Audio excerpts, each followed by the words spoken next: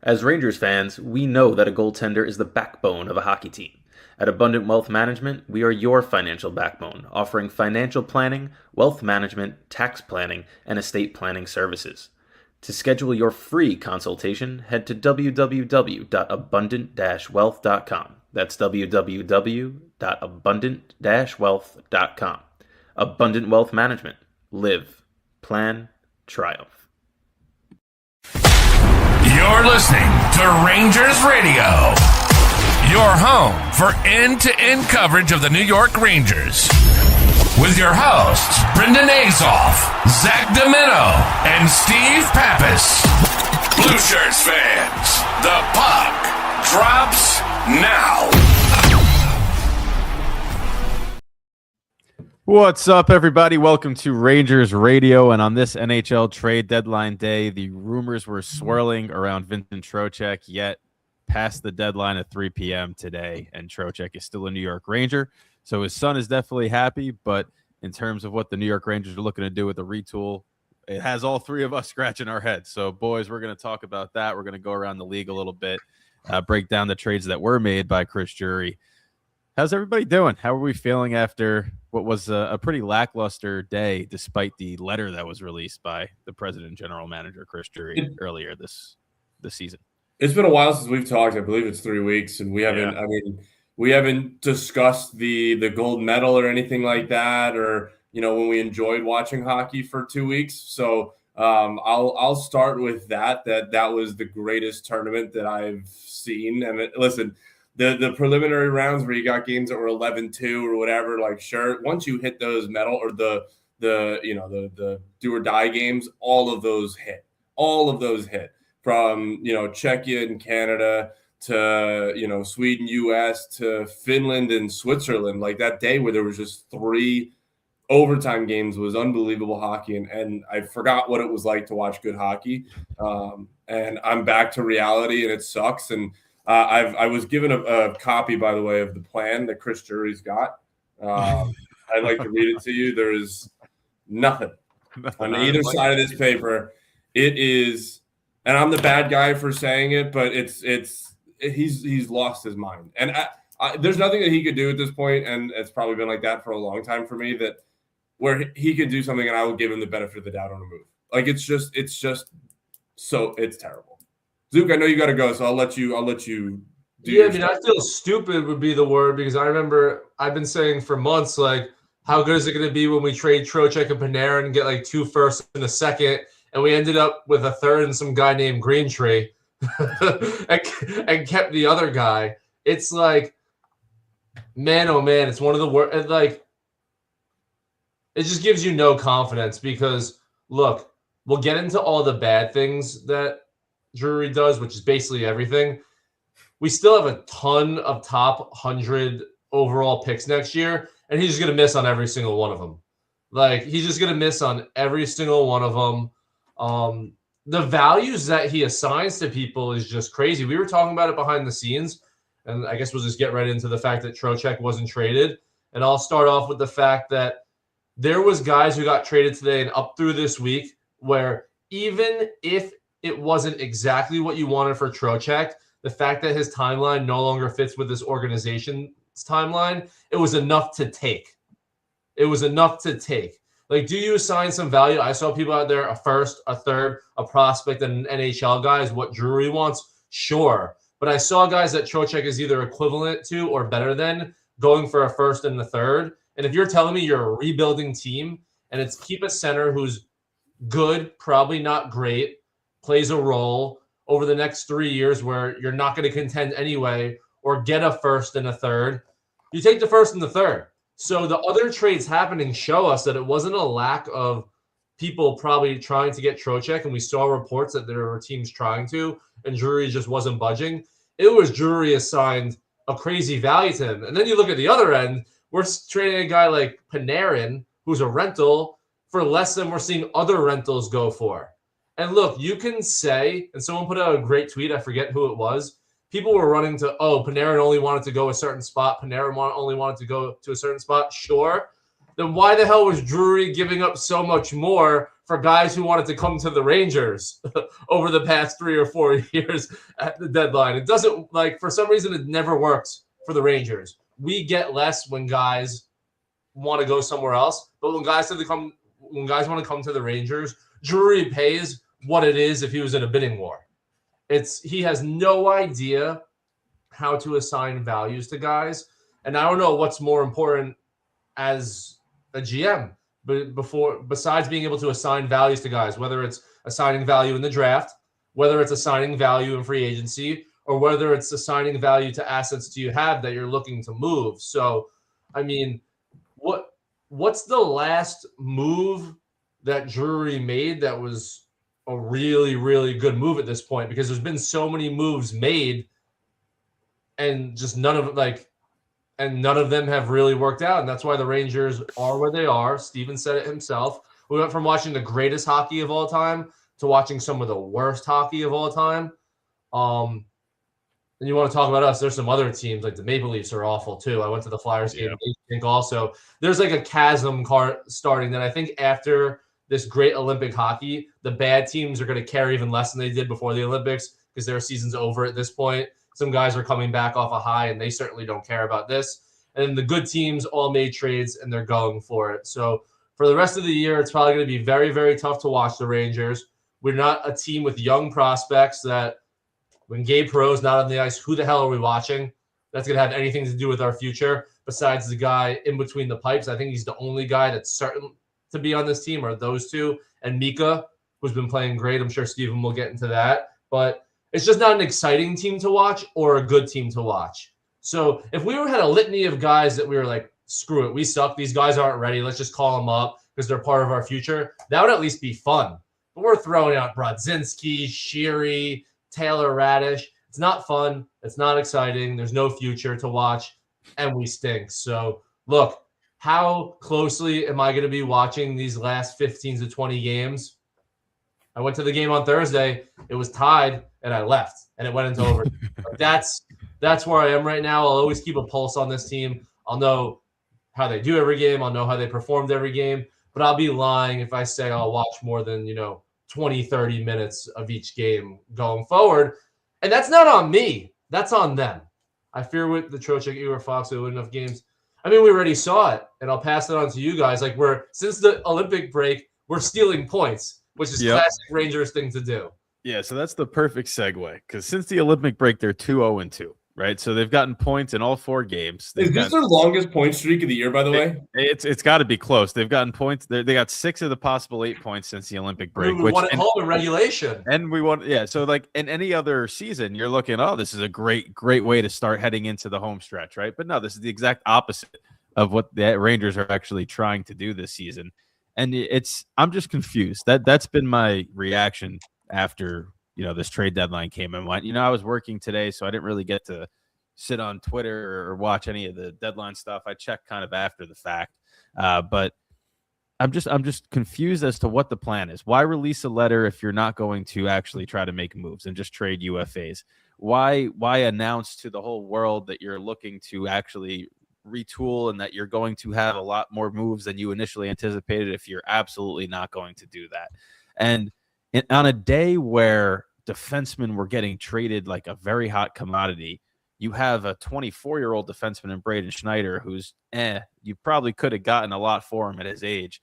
I look at a team, the perfect example is the St. Louis Blues, right? They're right there with the Rangers at the bottom of the league. They're sitting there. They know they're not making a playoff spot. They have a couple of guys who they knew that they might be able to get something for. And as the market heated up towards the end of the day, they pulled the trigger.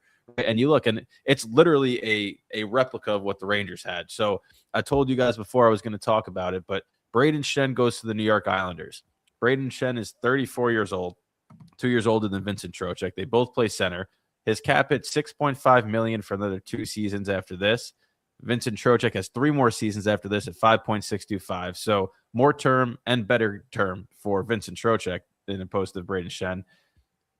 Braden Schenn got a first, a third, and Jonathan Drouin, as well as a goaltending prospect. So Drouin was a throw-in for the Islanders to get out of that contract, obviously, but still a first and a third, right? So why couldn't the Rangers do that? And this trade, actually, the first thing that went through my cynical head was, I bet you the Islanders called the Rangers about Trocheck, and Drury was like, I can't do 2 trades with you guys in one season. So there goes that market. And then the other guy that the St. Louis Blues traded was Justin Falk, a 33-year-old defenseman, so almost 10 years older than Braden Schneider at another $6.5 million cap hit. And they traded him to Detroit for a first and a third. It's like you didn't want to do that. Imagine if the Rangers traded Schneider and Trocheck and got two more firsts and 2 more thirds, and now went into this draft with 4 first-round picks. I think we all feel a lot different. Yeah, I mean, they've cornered the market on third-round picks. They've got 4. Yeah, they have the entire round of round 3. Don't let people fall to the third round because we're going to scoop them all up. I've seen this bit. I don't watch the NBA, but I started listening to Pardon My Take a little bit. The Chicago Bulls apparently own like every second-round pick imaginable, and I'm starting to feel that way with the Rangers. Just to go off your point, Brendan, I did write down a list of, we'll go back to January. So since this, whole trade deadline, all these trades that have happened this year, these are all the guys that have brought back a first-round pick. It's Rasmus Anderson. That was the one in January. Colton Dock and Jason Dickinson. That was a duo trade. Nick Waugh, John Carlson, Braden Shen, Justin Falk, Nazem Kadri. Who on that list are you definitively saying is significantly better than Vincent Trocheck? Nobody. None. When you look at the player and the value that you get for the 3 and you get 3 years. It's ridiculous. Here's my thing. The only thing was he had to ask for a roster player. I will say this.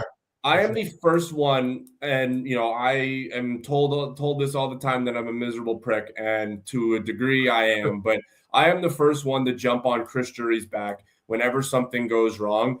I cannot, and maybe I'm dumb, and that's also a possibility. I cannot imagine that he was offering something or he wanted something so ungodly ludicrous that these general managers sat there and said, we're not doing this deal. Like, was he asking for like stake in the company? Like, did he want equity in the organization or something? Like, of all these guys that are getting first round picks and are being dealt and are apparently valued around the league, Vincent Trocheck's not one of those guys. Like, yeah, I could sit here and dog Drury all like afternoon. I could do that for releasing this letter, making all this public, treating your employees like shit. The fact that now Vinny Trocheck's going to go back into the locker room of this fucking team after he's basically been paraded through the media for the last like 3 weeks, going back to the Olympics where he's like, hey, should I jump in this picture with Minnesota? And then you so publicly screw that up.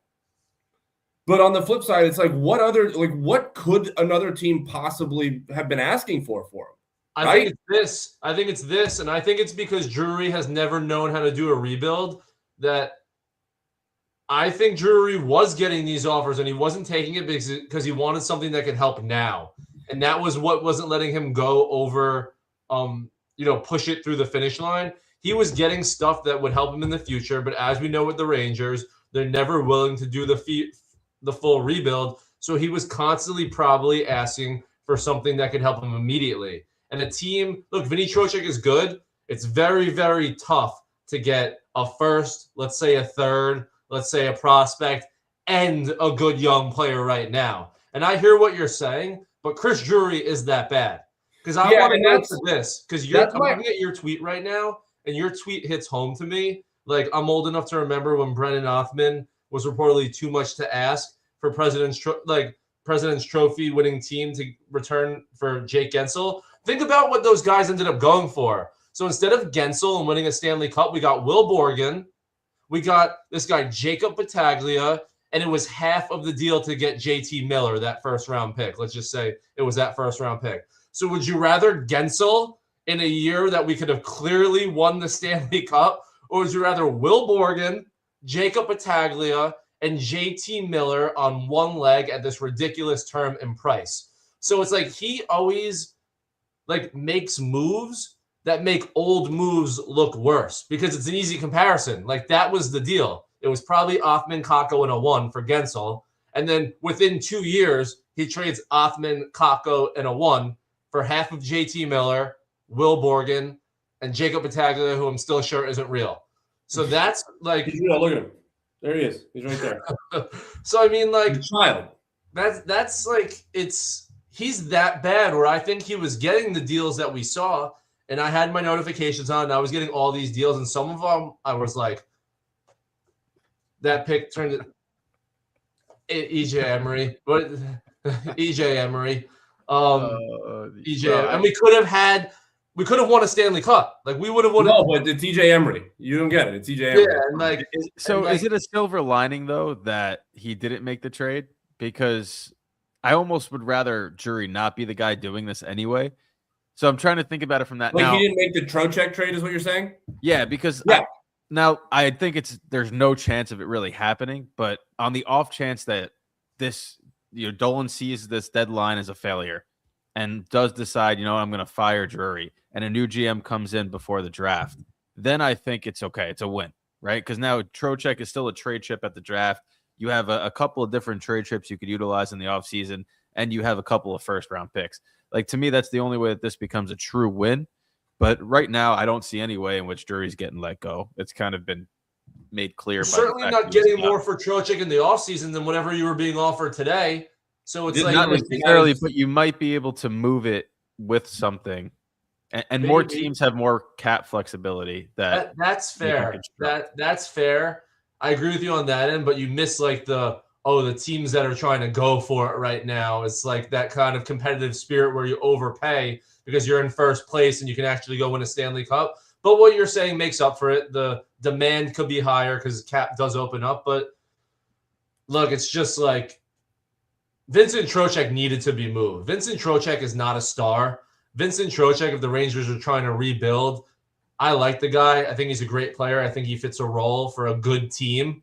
He doesn't need to be here for a rebuild. He did not need to be here for a rebuild. And unless Steven is right, and unless we literally weren't getting those offers that I have to think we were getting based on what other people went for, this was truly a time where Drury, when it got to the wire, just had to take the best offer out there. If one of these offers was out there, like I'm glad shouldn't be here. I'm glad you mentioned that. He's talking right now. Yes, he's talking right now. Well, I don't know if it's public, but it's never public. Yeah. I don't know if he actually speaks. Like, I don't know what his voice sounds like. None of us have actually heard it. The first quote that I've seen, he said, it didn't make any sense to do something just to say that we did it, or to do something just because we wrote a letter. Then why write the fucking letter? Nobody had him do that. That was all him, by the way. Nobody asked you to write the letter. You were the one that did it. So don't come back here and say, well, we're not going to do anything because we wrote the letter. We're not going to force ourselves to do something because you wrote the letter. Did anybody else see the analysis on Jacob Battaglia? The first thing that Scott Wheeler said is that he's a below average skater. Oh, so Drury loves that. I mean, Drury I will say this. And Drury sort of touched on it, and I got it a lot in my comments today because I apparently don't know anything about hockey. The don't settle comment is what I've gotten. Like, why? Like, don't just trade him for the sake of trading him. We don't know what the offers were. None of us know what the offer. He could have been handed the greatest offer. He could have been handed Tarasov and Stremel and a first-round pick, and for him, he thought maybe it wasn't good enough. Yep. We don't know the minimum. He's trying to play us for fools. We see it's almost like he thinks we don't see the other deals that happened today. Like This is a great point. This is an unbelievable point. I just can't buy. Yeah, exactly. So he's willing to trade Panarin just to trade him to get anything, but he's not willing to trade Trocheck for the deals that we saw today. I have to think someone offered a first and a third. I have to think the same reason that he traded Brennan Othmann to get Jacob Battaglia, because Battaglia plays on a line with their 5th round pick, Nathan Aspinall in Flint, is the same reason that Vincent Trocheck's trade value was not enough for Drury because of the power of friendship on this team. The Rangers have been this close to winning Stanley Cups, but can never get over that hump because people are good friends. That it's been the case for so long, right? Look, Mika's having a great bounce back season, but for years there was, can they get over the hump with this? But nobody could separate the friendship group, right? Now all of a sudden Trocheck is on the team. and the Rangers are looking for something to shake it up. So let's go out there and get JT Miller, Vincent Trocheck's buddy. And now all of a sudden, the first and the third is probably not enough to trade Vincent Trocheck because his friend might be upset. But we could trade Brennan Othman, who we should have traded 4 years ago. And actually, on the first episode of this show, I basically said they should have traded Brennan Othman. That was 3 years ago. But no, we're going to wait till now so that our 5th-round pick, Nathan Aspinall, can have a buddy in the off chance that he winds up making the team next year. Like, this is all so backwards.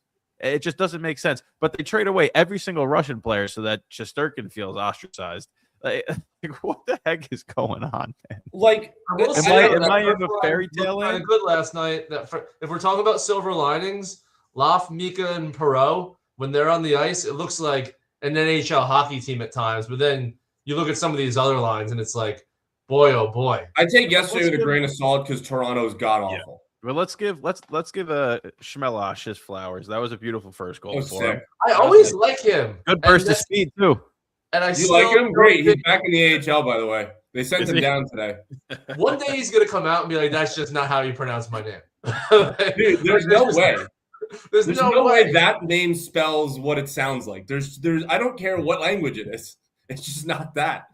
I'm like, I'm at a point right now where I feel like I'm going nuts. Like everything that is said to me, I feel like I'm being gaslit by the organization. And it's really just one guy. Like I actually had to answer this question today. Someone basically was like on Twitter, why are you so miserable all the time? Or why do you hate the Rangers? And I'm like, let me be clear. And I'm going to be clear right now. I don't hate the Rangers. The Rangers, I love this. I've loved this team since I was, 7 years old. Like, but since as much as I can remember, the only team that I care about the Mets, but they're the team that I care about the most and I'm invested in the most. I'm not going to say hate. I strongly dislike Chris Drury because Chris Drury has come in and ruined my favorite thing.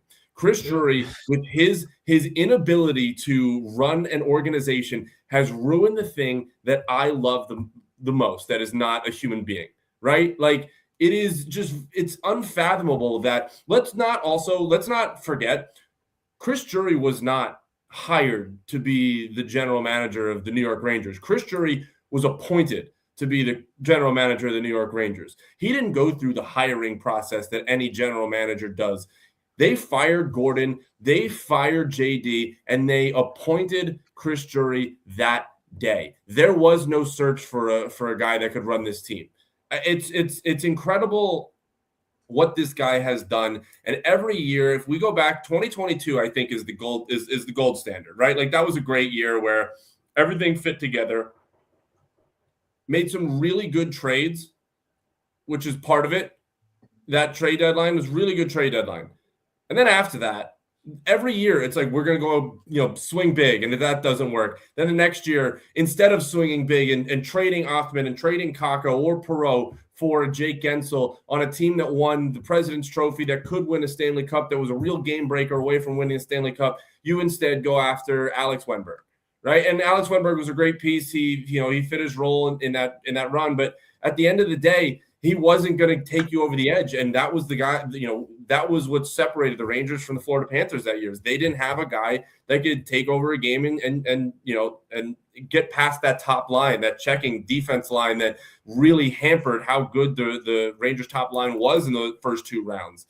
And then, at that point, you've soured all the relationships that you've had with the Kreiders and the Trubas. And listen, Jacob Trouba, for all it's worth, like, bad hockey player, bad captain. He probably needed to go. But the way it was handled, the way Barclay Goodrow was handled, how you handle like the veterans in this league, like they're rookies or in their second year, like it's such a toxic work environment, and it's all because of one man. And until that man is not calling the shots for the New York Rangers, I'm going to be a cynic. Like I hate to break it to you. Like I'm not going to trust anything that this organization does so long as he's calling the shots. That's all it is. As soon as he's gone, I could be a little bit more positive. You want to talk about like I'm positive about the Mets this year. I think the Mets could be good because I trust their general manager, I trust their owner, and I trust maybe not as much their manager, but I trust the guys who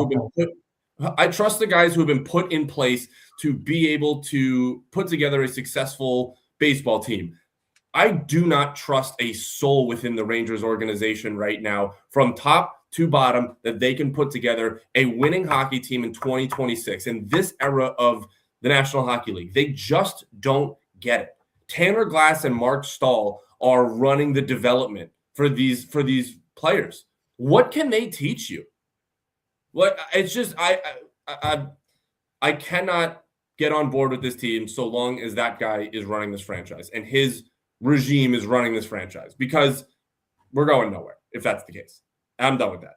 I'm done. I gotta head out real quick, but my parting words is I'm basically been rooting for a loss for every game for like the last 20 games that the Rangers have had. I will be rooting to win tomorrow. But I also have a sneaky suspicion that we could like lose that game 5-0 and they could just light our ass up. Because of one thing, they're not good either, but they're way faster than us. They always are. They've been a bad matchup for us, like not 2 years ago, but like they're just way faster than us up and down the ice. And they want to beat us in the year that's lost for them also. I'm sure beating the Rangers at home on a Saturday is going to be good. So I would like to win that game. I'll probably actually watch the full game, but tomorrow I am rooting for a win. And then on Philadelphia on Monday, it's back to rooting for losses. And this is my parting question. I got to leave in a minute. So just quick answers if you could. If the Rangers had the first pick, is it McKenna? Yes. Probably. Okay. And who's that other guy? What is he, Swedish? Stenberg? Yeah. Sternberg? Stenberg is Swedish. Keaton Verhoff and Tynan Lawrence. There's a couple of people moving around now in that top 5. Maybe if we drop to 5, you can end up getting Lawrence and not have to worry about it. He hasn't been great with at this rate. They might be dropping out of the top 5. They're picking 14th. I'll see you guys next Thursday. So yeah, I had said to that point, to that comment that was just made, that I wouldn't trust Drury to flush a toilet. I'm pretty sure I had texted in our group something about I wouldn't trust him to sell a ham sandwich to a Garden Village. Like, there's nothing that guy does that is. It's so bad. I was looking at their Puckpedia page right now that Trocheck's still here, and it's sad. It just screams to me a team that's going to give a first, a second, and a third to give Jason Robertson $10 million. It's either that or they're going to give Alex Tuck $10 million. Like, I was looking at the offer sheet compensation because Jason Robertson is still an RFA. And I'm like, if there was a year where the Rangers are going to make an offer sheet, it's going to be this year because they have 2 firsts, and they're going to do a first, a second, and a third to give $10 million to Jason Robertson, which, as good of a player as he is not getting you near contention. He's a winger. Again, he's a winger. You can't. But now you have 2 C's in their mind. They have JT Miller and they have Vincent Trocheck, and then you have Noah Laba and maybe Parsonen is your 4C. So in their mind, they might be down the middle okay for now, which I think is another issue. But listen, are they a better team with Jason Robertson? Sure. And do I actually trust that move a little bit more than them utilizing both their first-round picks with drafting? Honestly, as sad as it is to say yes, but that's the wrong approach right now. I know he wants it to be a retool. It's not a retool, man. This team has a terrible prospect pool. It's highlighted by Liam Greentree, who was acquired in the Panarin trade. And is he a decent prospect? Yeah, but he's not this top flight prospect that a lot of other teams have.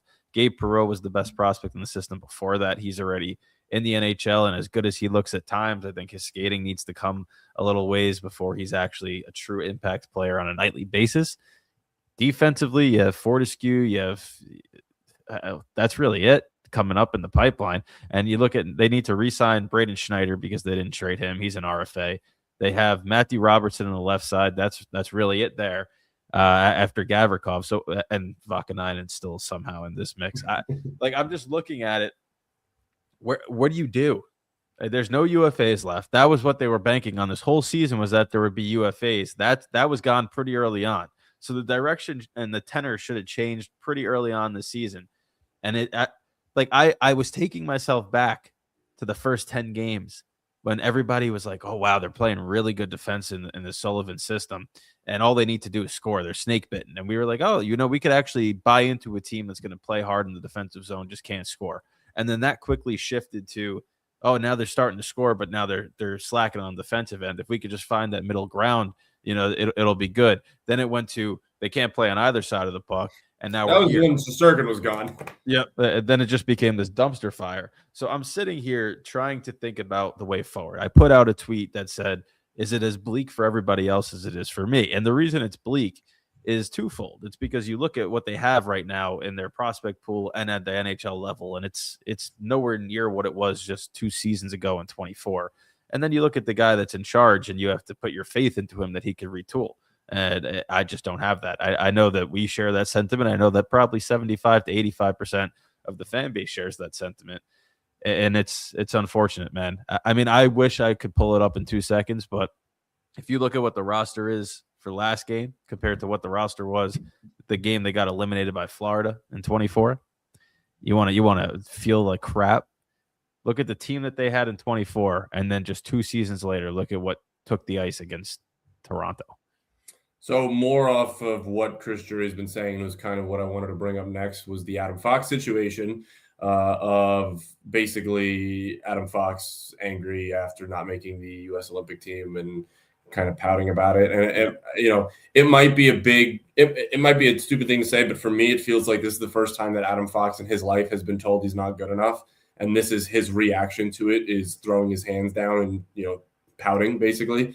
I'm not necessarily on Drury's side. I don't think I'll ever be on Drury's side, but I could also see, like, I get Fox being upset, but dude, that team won a gold medal. How can you say they got it wrong? Right. Well, that's how I took it. Is what else can he say? He can't say they got it right, or else he'd be doing a disservice to himself, and they won a gold medal. So in just now, they asked Drury about if he needs to smooth things over with Fox or convince him that the team's heading in the right direction. Drury said, and I quote, "We're thrilled he's a Ranger and continues to be. We're happy he's here and looking forward to seeing him back on the ice. This dude is a computer.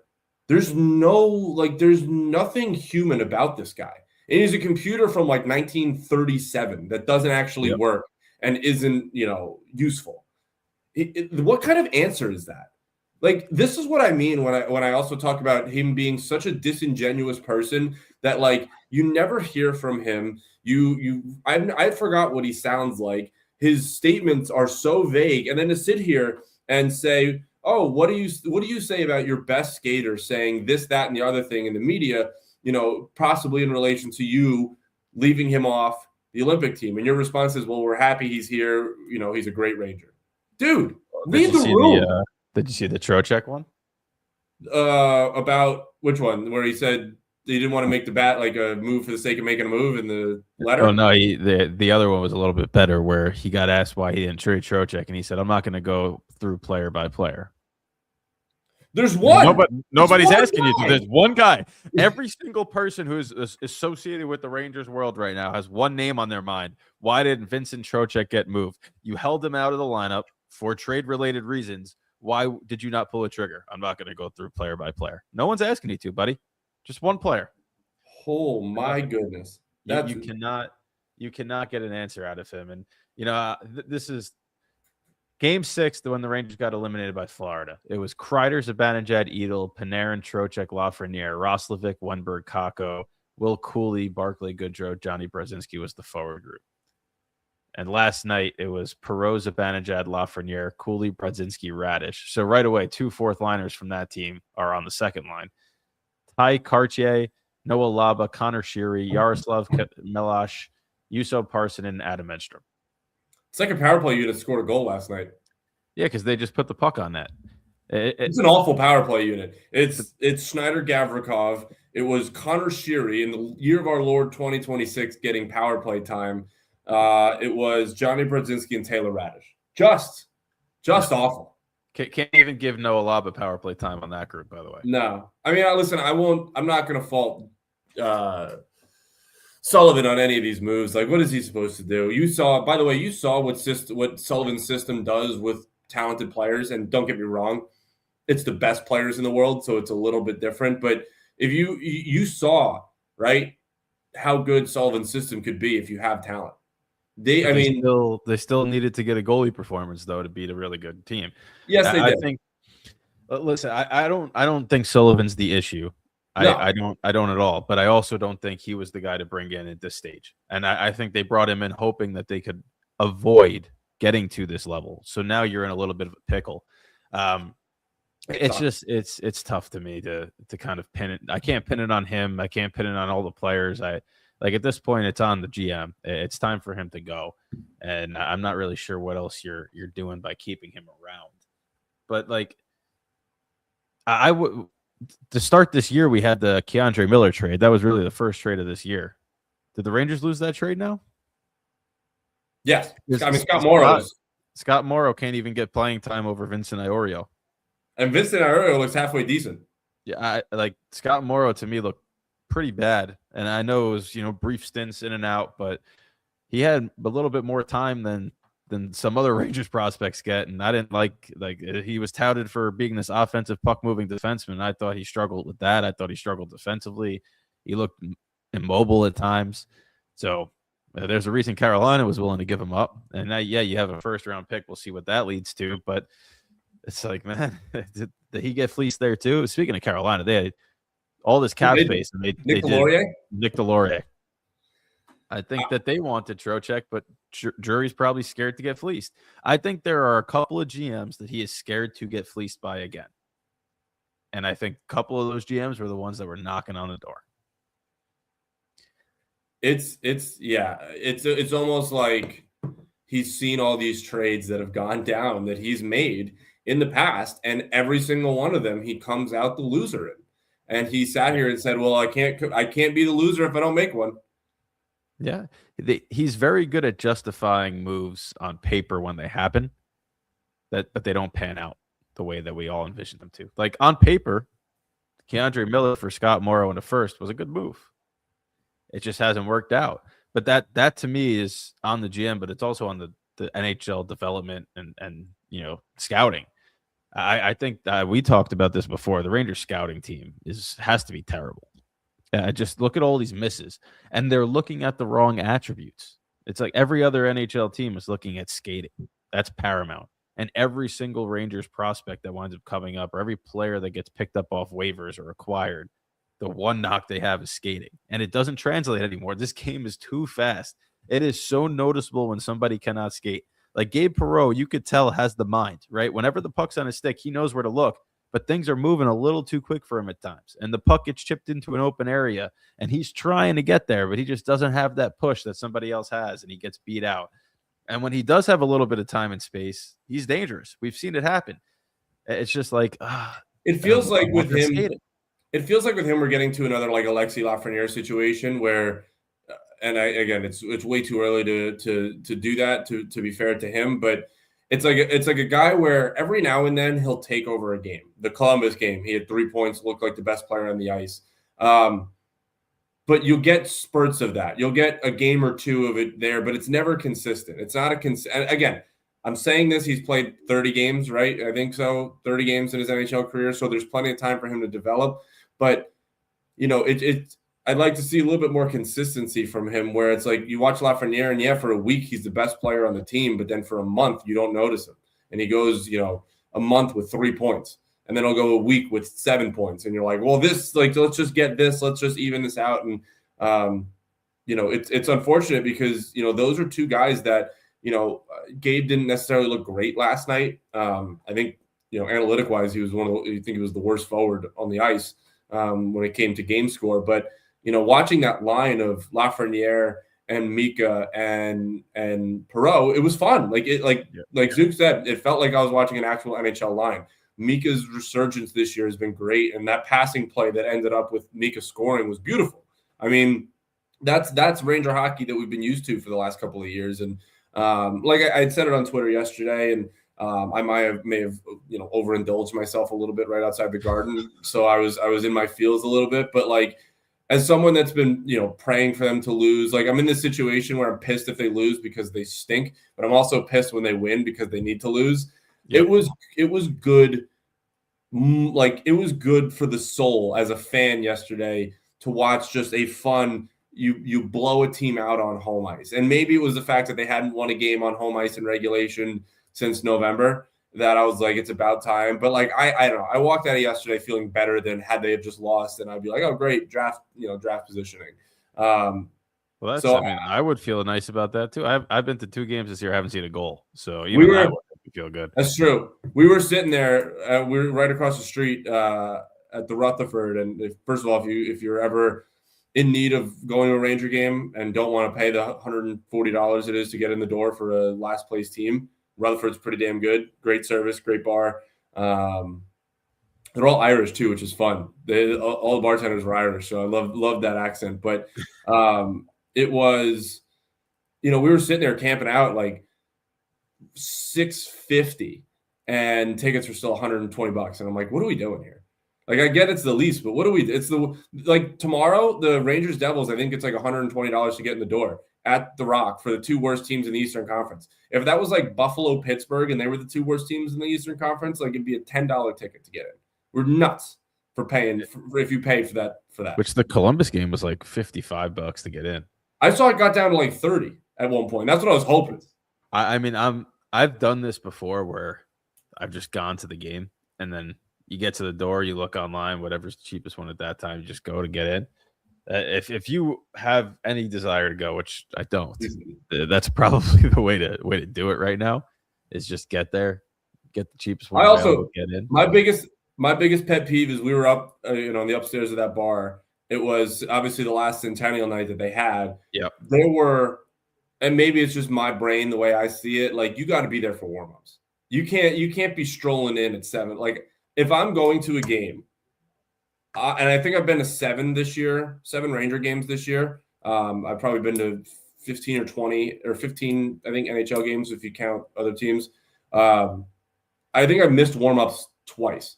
And one was because of traffic, and the other one was because I was waiting for people to show up. And every time I've gone to a game, I will say this again, I love going to games like solo. I love watching games like NHL games by yourself, just kind of being able to watch, especially from the sort of the press box angle where you could really watch the game and see, it's true. Like, it's slower up there. Like, you see everything develop up there. You see where plays should go. And, you got to be there for warm-ups. That's the whole point of what I'm saying. I saw too many people yesterday that strolled in at 7:10, as the game's starting. What are you doing? You bought the ticket. It's probably a $300 ticket that you bought. Be there for the whole experience. Yeah, I mean, there are times where it's out of your control. I mean, listen, coming from Long Island to get there, you could be times where you're getting there after warmups. But if I have the choice, I'm always, because I want to sit down, relax a little bit. I don't want to stroll in right into the game.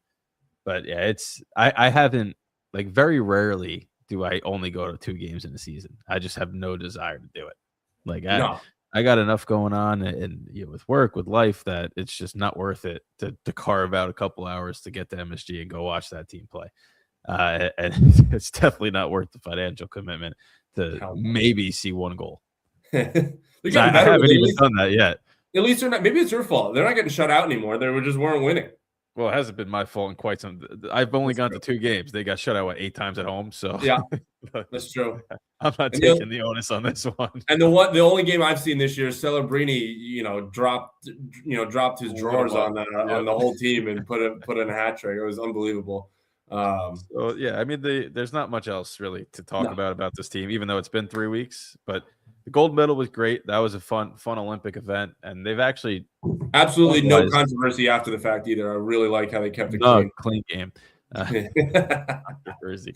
I mean, that stuff was. I first of all, McKinnon missing that net, never in a million years will he miss that again. And then looking like he wanted to rip the head off of that little plushie was unbelievable. Well, I would too. I don't get why they were giving us that. But so final tally for the NHL trade deadline day and for the New York Rangers overall this season. Out of the lineup is now Artemi Panarin, Sam Carrick, Derek Pouliot, who was in the AHL, Carson Soucy, and Brennan Othman. And Liam Greentree, Aiden Thompson, Jacob Battaglia, 3 2026 third-round picks, a 2026 sixth-round pick, and a 2028 fourth-round pick. So that's the season C- right there. C-. Listen, you increase your prospect pool a little bit. You get more draft capital. They now have 4 third-round picks in this draft. They have 2 firsts. I don't believe they have I think they have 1 second and no fourth. No fourth. Yeah. So you probably have what is that, 7 picks in the top 100. It's a good spot to be in, and you bundle a couple of those thirds up, trade them to a team that's got a second round pick if you want a player that's sitting there still. But we're gonna see what happens there. It's when you put Artemi Panarin's name down and you don't see a first, it's frustrating. When you have a player or multiple players like the Trocheks, the Schneiders, guys that you could have potentially moved to enhance your draft capital and you don't, that's frustrating. When you have a Brennan Othman who's now getting traded for a Jacob Battaglia straight up, as opposed to being part of a trade earlier in his career when he still had some value, that's frustrating. And before we do leave, I want to say Sam Carrick, I know people are upset about a third and a sixth. I think that's fair for him, but he did a lot for the Rangers this year. I think in a year where Matt Rempe was hurt, and frankly, Matt Rempe should never be playing for the Rangers again, but in a year where Matt Rempe wasn't in the lineup and they had nobody else that really was able to step up, he fought some guys that he probably doesn't fight in a typical situation. He was a good Ranger. So I want to give him his, tip of the cap to him. Wish him the best in Buffalo. Hopefully they get to go on a little bit of run, because in a year where the Rangers aren't making it, that would be fun to watch Buffalo have a little bit. I watched them. I've been so invested in the Sabres. Obviously, living in Rochester, had a buddy. He played. I don't know if they just traded for 2D, so I doubt he's making the lineup now. Oh, right.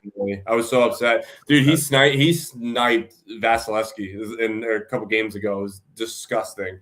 But I've been so I've been so invested in the Buffalo Sabres this year. Watching them against Vegas when they honored Tage Thompson, they had those towels. I'm like, this feels right. Like, Buffalo being good feels right. Like, this is how it's supposed to be. They were, every time these Stanley Cup rankings, like when they do the viewers, Buffalo's always top 3. Obviously their teams are never in it, but they're always in that. The Olympics, they were number 1 in viewership. Like, that's a city that just loves hockey, and they're a hockey city through and through. Don't let the recent success of the Bills shade that from you. Like, that's a hockey town. And if there is a team, I'm not one to have, people say, it's my second favorite team. I'm not one to have that. It's the Rangers. Like, I will, always be the Rangers. But if there is one team that I'm sitting here this year and saying I want that team to win the Stanley Cup, it is 100% the Buffalo Sabres. Yeah, I mean, it would be nice to see. I like when there's some parity is the wrong word, but when the guys that haven't been there in a while, and like when we were growing up, the Jason Pominville era of Buffalo, like, it was fun when they were playing the Rangers in the playoffs and meaningful games, stuff like that. But before we go, one winner, one loser, and you can't say the Rangers from the trade deadline today. I mean, one loser, there's 2 teams that come to mind for me, and they're both in the Metro. It's the Devils and the Canes, right? Like, the Canes could have been, it's a wide open spot in the East, at least at the top of the East, between, it's crazy to say Buffalo's at that point right now where they seem to be like a juggernaut in the East. Carolina's up there, Tampa Bay's up there. There was a real way for them to separate themselves from the pack, and they just didn't do it with all that money. And the same for the Devils. Like, there were some guys, Dougie Hamilton, Simone Nemec, that they could have moved that they just didn't, and kind of sat on their ass. Did they make a move at all today? I don't think they made a move today. Not one that I saw. That's just 2 teams where it's like, what are we doing? Like, you had your opportunity to go one way and the other way for the Devils, and both teams kind of stayed pat. So it'd be interesting to see what that where we go with that. If we want to go winner, I mean, it's hard to not say like Colorado. I mean, you get Kadri back. That team's just a juggernaut to begin with, and you're really not giving up a whole lot. Off the top of my head, the Islanders, I'm confused at what the Islanders are doing, but I'm sure they've got like some magic to them this year that they'll figure it out. It'll work. On paper it shouldn't work, but they're kind of a vibe. It seems to be every metropolitan team. You're sitting there like, what the hell? Like the Caps trading John Carlson. Like, well, I wonder if Ovechkin's done now after this year. He's the quotes that came from him were like, this was the lowest I've ever felt in my professional career in Washington. Yep, exactly. I mean, at 1 a.m. 1 a.m. I woke up. I was like half asleep last night. I look at my phone. I'm like, wait, what? John Drury Carlson? did that to one of the Rangers at 1 a.m., oh my goodness, we wouldn't know the end. Yep. But I do agree with you. I think Carolina, they had $38.5 million in deadline cap space and did nothing with it. Like that's a missed opportunity for a team that desperately needs to do something to get over this hump that they seemingly can't avoid, especially in a year where the East is pretty much wide open. Like it's interesting that they didn't try to do anything crazier and maybe offer a little bit more for a Trocheck. So they're a loser for me, the biggest one of the day, I think. The winner I've tossed back and forth. I agree with Colorado. I think Colorado just bolstered and added. I mean, it's hard to say they don't win everything at this point. Like, yeah, it really is. And like you look at them, Tampa had the same approach. Like go out, get the guys that were, cheapish, that fit with your system and have worked in the past. But I just because of the parity between the Blues and the Rangers this deadline and what the Blues were able to actually get for their guys, I think the Blues will end up winning. 2 firsts, 2 thirds on trade deadline day for guys in their 30s that were on $6.5 million cap hits. Like, kudos to them. They replenished their draft cupboard pretty nicely today. So I'll tip my cap to them. We'll see. Now, I mean, listen, we got 20-something games left to the year, and obviously the Rangers will find a way to not end up in the top 3 or 4 of the draft. So that'll be fun to watch them accumulate these points, come down the stretch, and win games when they don't need to. And I can't wait for playoff hockey, man. I mean, the Olympics got me so I felt things I haven't felt in my life because I had Quinnipiac win a national championship. I was a little bit, I was in a setting where it was really weird to watch that national championship game. Oddly enough, that happened in overtime, and then the Olympics watching it overtime, like I cried. Like I cried real tears. Like I was jumping. It was unbelievable. First hockey team I've seen win besides myself when I was playing the youth hockey. So it's like that was actually nice to watch.